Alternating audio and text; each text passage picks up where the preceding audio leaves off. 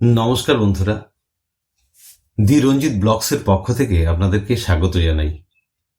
আজকে আমার জীবনের কিছু কথা আপনাদের সঙ্গে শেয়ার করব।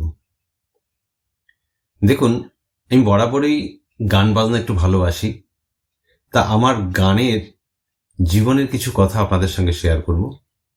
ছোটবেলা থেকে আমরা অত্যন্ত গরিব পরিবারে জন্মগ্রহণ করেছিলাম এবং সেখানে অনেক কষ্টে আমাদের দিন অতিবাহিত হতো।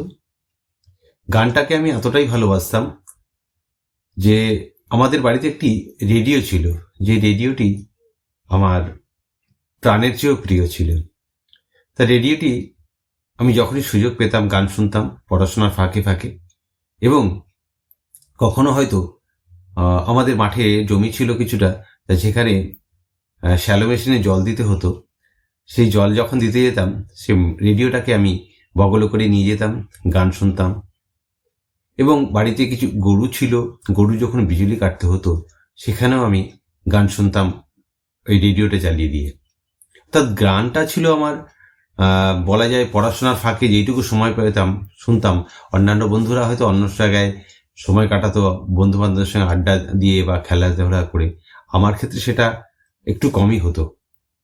তারপর দেখুন, আমি যখন পড়াশোনা করতে করতে যখন স্কুলে যাই, স্কুলের বিভিন্ন প্রোগ্রামে আমি হয়তো অংশগ্রহণ করতে পারতাম না, কারণটা আমি হারমোনিয়াম বাজাতে পারতাম না। কিন্তু আমি খালি গলায় গান করতাম বন্ধু বান্ধবদের সঙ্গে টেবিল বাজিয়ে।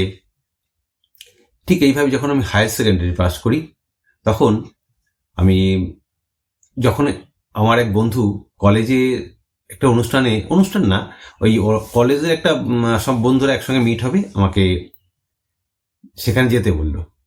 সেখানে আমি গেলাম। যাওয়ার পরে আমি গান করলাম, একটা রবীন্দ্রসঙ্গীত গান করলাম, অবশ্যই খালি গলায় গান করলাম, এটা হল ঘরের মধ্যে। তা সেই বন্ধুটা বলল যে ঠিক আছে, তুই আমাদের বাড়িতে যাস। আজকে বলতে আমার বাধা নেই। সেই বন্ধুর নাম কল্যাণ বিশ্বাস। সেই বন্ধু আর্মিতে সার্ভিস করে। তার বাড়ি থেকে আমাকে একটা হারমোনিয়াম গিফট করলো। তার সঙ্গে আরেকজন এই হারমোনিয়ামের আমাকে হেল্প করেছিল, সেটা হচ্ছে শ্রদ্ধেয় বিধান ঠাকুর, আমাদের এখানেই পারি। উনি আজ আর এই পৃথিবীতে নেই। যাই হোক, এই দুজনের সাহায্যে আমার বাড়িতে একটি হারমোনিয়াম এসেছিল। তা সেই হারমোনিয়ামটা বাজানোর জন্য আমি প্রথম গিয়েছিলাম আমাদের এখানকারই একজন টিচার, ইনি ভালো গান করেন, শ্রদ্ধেয় চঞ্চল দাস মহাশয়। চঞ্চল দাস মহাশয়ের কাছে আমি প্রথম গান শিখি। গান শিখতে শিখতে একটু সমস্যা আমার একটু হয়েছিল, সেটা হলো আমার যেই টাইমটাতে উনি শেখাতেন সেই টাইমটা আমি আবার ড্রয়িং টিউশনি করি, সেখানে আমি টাইমটা ঠিকঠাক অ্যাডজাস্ট করতে পারছিলাম না।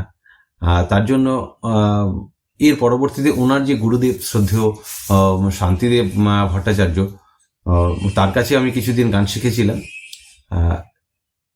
তারপরে ওনার সঙ্গে আমার টাইমের অ্যাডজাস্ট হয়নি বলে উনি এখান থেকে চলে যান।